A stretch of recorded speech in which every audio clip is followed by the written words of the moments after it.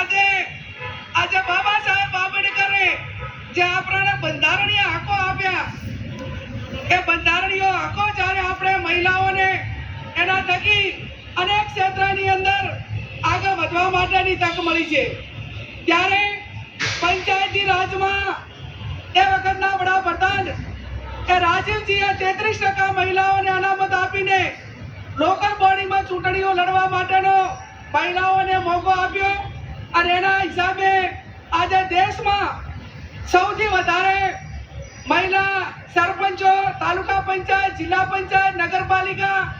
અને એમાંથી આગળ વધીને જનરલ સીટો ઉપર ધારાસભ્ય અને સંસદ સભ્ય સુધી આ દેશની મહિલાઓ પહોંચી છે। ત્યારે એ કોંગ્રેસ પાર્ટીના એક મહિલા સભ્ય તરીકે, સંસદ સભ્ય તરીકે નેતાઓને કોંગ્રેસ પાર્ટીનો આભાર માનવો જોઈએ કે આ કોંગ્રેસે મહિલાઓને ગૌરવ અપાવવા માટે કરીને દેશના પ્રથમ વડાપ્રધાન આપ્યા, પ્રથમ રાષ્ટ્રપતિ આપ્યા, પ્રથમ લોકસભાના સ્પીકર આપ્યા અને વિધાનસભામાં અને લોકસભામાં મહિલાઓને 33% મળે એના માટે મનમોહન સિંહની સરકાર વખતે લોકસભાની અંદર એક કોંગ્રેસ પાર્ટીએ એનું બિલ પસાર કર્યું।